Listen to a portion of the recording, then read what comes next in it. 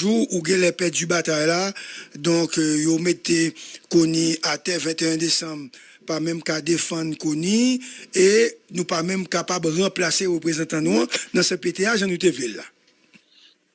Alors que 21 décembre. Allô? Oui, on vous écoute. Vous posez une question, vous m'attendez bien? Oui, moi, je dis où, 21 décembre, pas capable, et pas capable de retirer les représentants, non, et finalement, nous pas même capable de protéger Koni.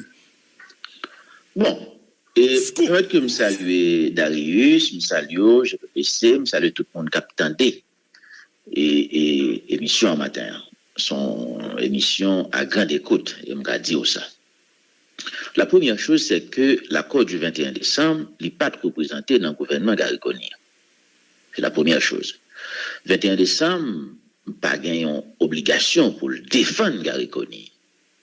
21 décembre, pas un intérêt dans le gouvernement Gariconi. 21 décembre, pas un intérêt politique dans Gariconi. Cependant, ce que nous disons est clair. La transition qui est en cours est réglementée par des textes fondateurs. Il y a le consensus du 11 mars de la Jamaïque,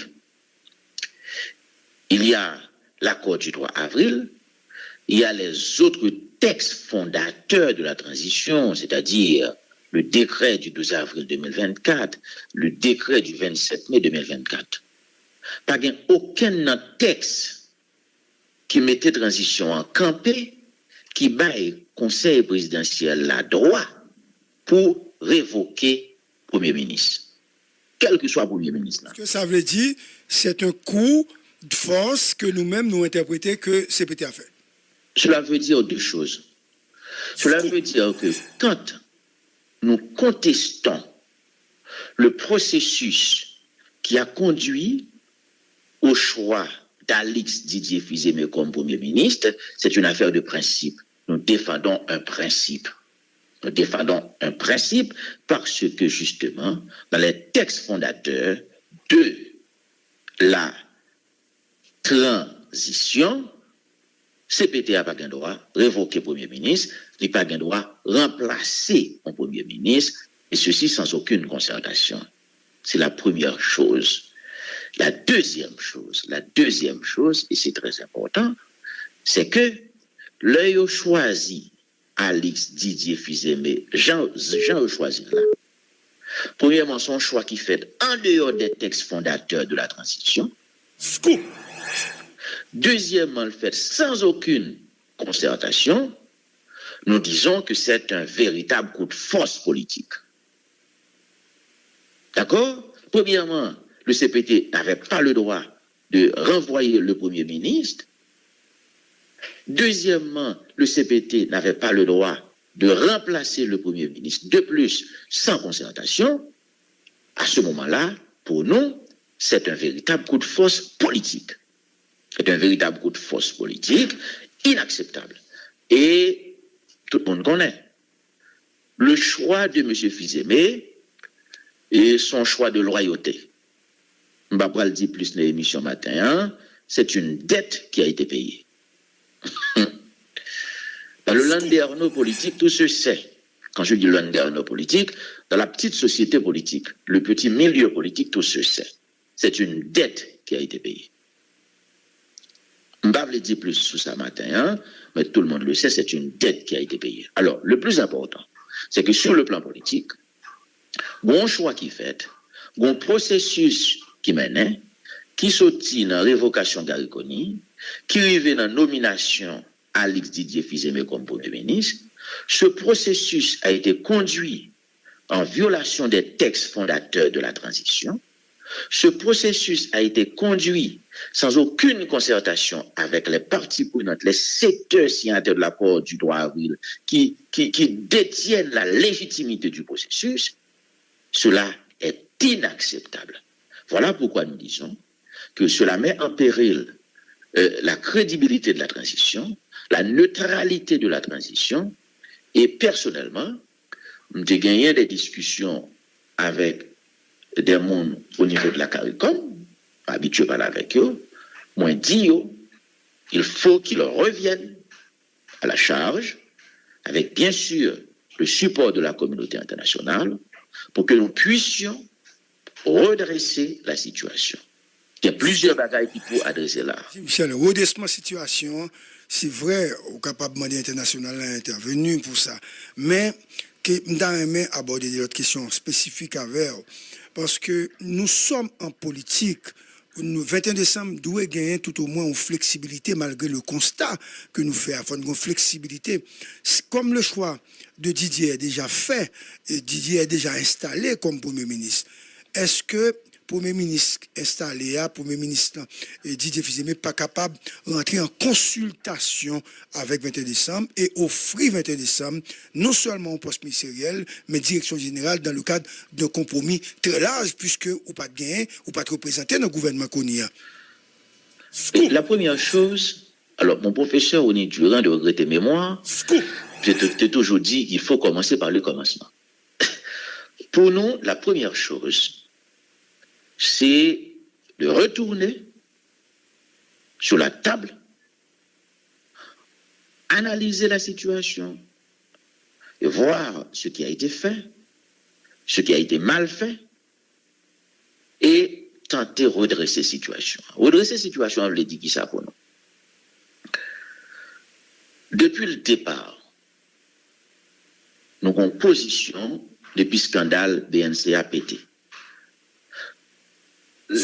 L'accord du 21 décembre est clair. On ne pourra pas réussir cette transition avec la présence des 3 conseillers présidentiels épinglés dans les conclusions du rapport de l'ULCC et aujourd'hui inculpés au cabinet d'instruction. C'est le point de vue de l'accord. Nous-mêmes, dans le 21 décembre, nous n'avons pas accepté aucune entente, aucun compromis qui n'a participé dans un nouveau gouvernement. Depuis, il n'a pas réglé le problème inculpé. Écoutez, c'est-à-dire qu'on ne pourra pas réussir la transition sans le retrait et le remplacement des 3 conseillers présidentiels épinglés dans les conclusions du rapport de l'ULCC, inculpés au cabinet d'instruction. Et ce point de vue est conforme. Vous dites, Maître André Michel, écoutez, je termine. Ce point de vue est conforme. Ce point de vue est conforme à l'article 2 du décret du 12 avril 2024. C'est la première. Avez dit qui ça? Le nous tourne sous table de négociation.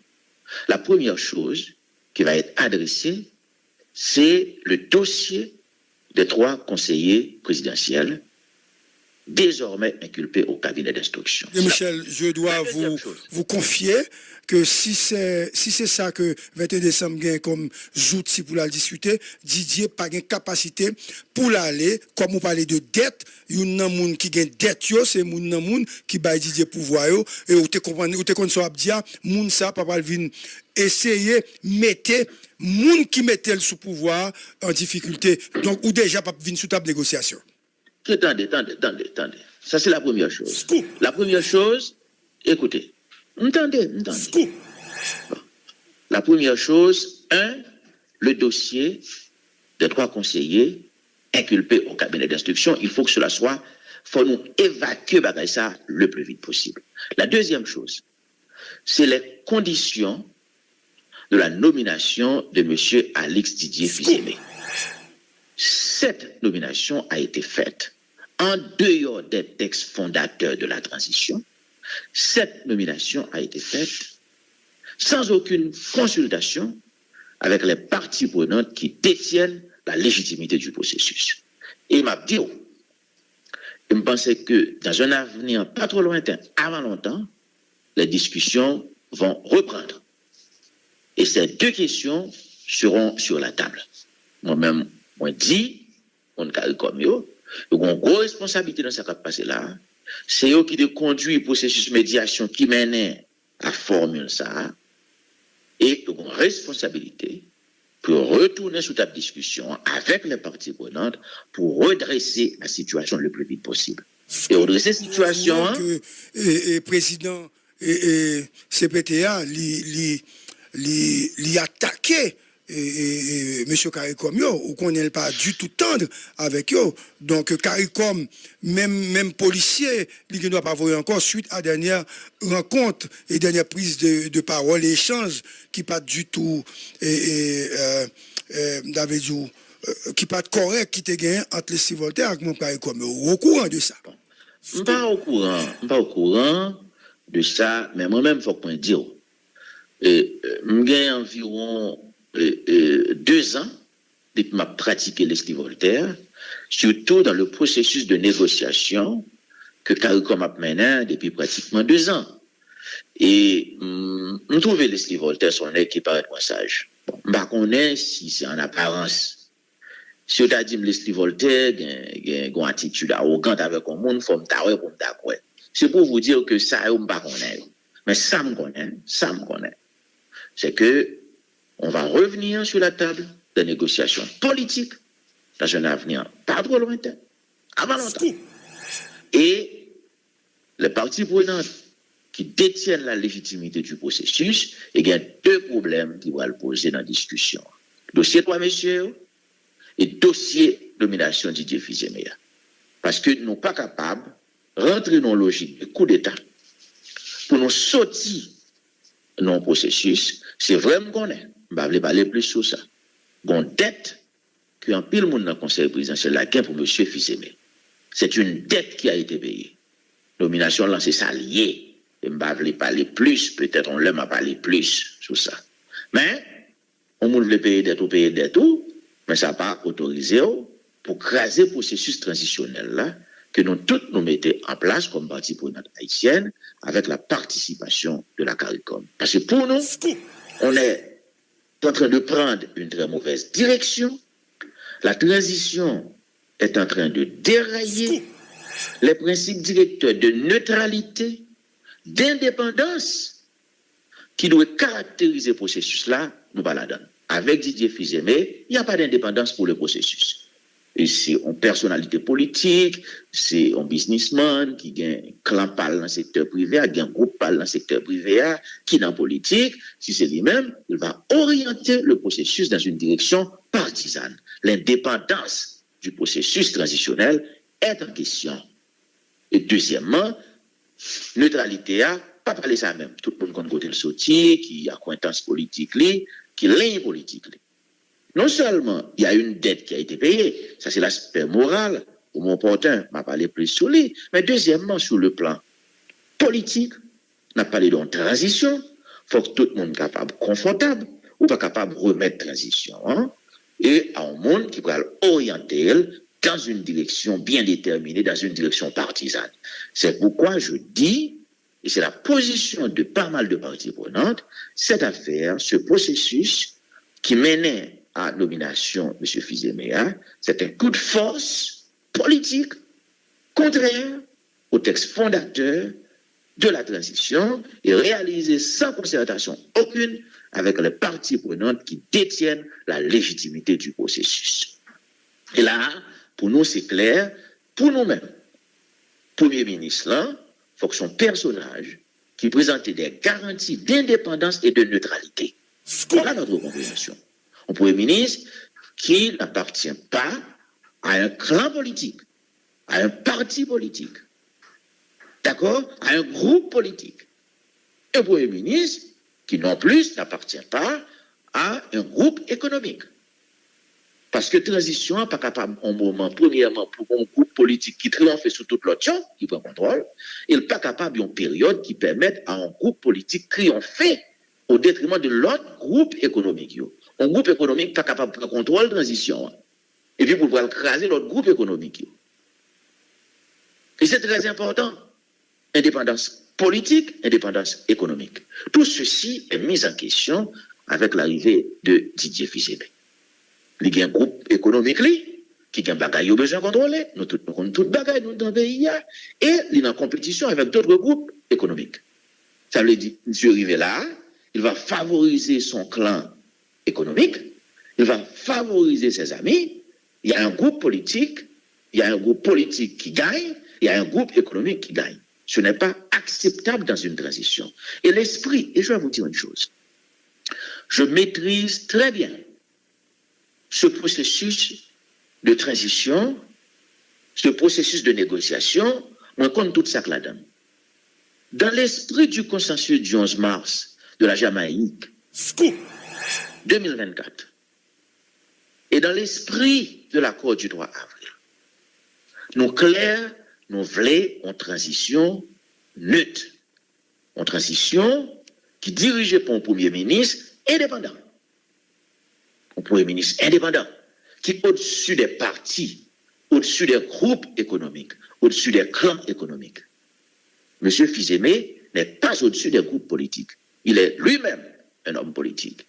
Il a lui-même sa chapelle politique. Il a lui-même ses associés politiques. M. Fils-Aimé n'est pas au-dessus des clans économiques. Il est lui-même un homme d'affaires. Il a lui-même son clan économique, son clan financier.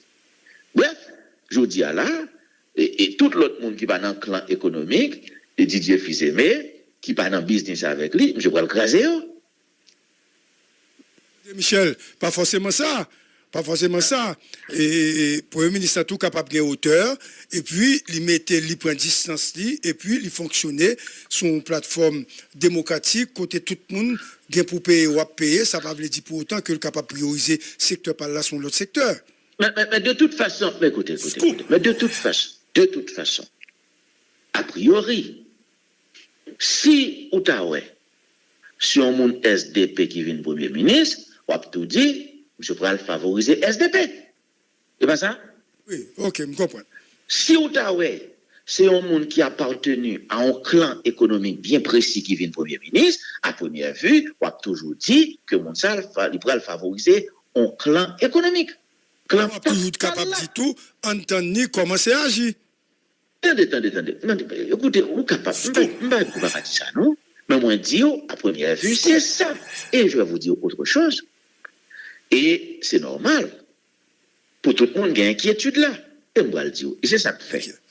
Et c'est ça que fait. Et c'est une inquiétude. Là, je manifeste une inquiétude. Je ne porte pas une accusation contre qui que ce soit. Et c'est ça que fait. Là, nous avons réglementé le processus là.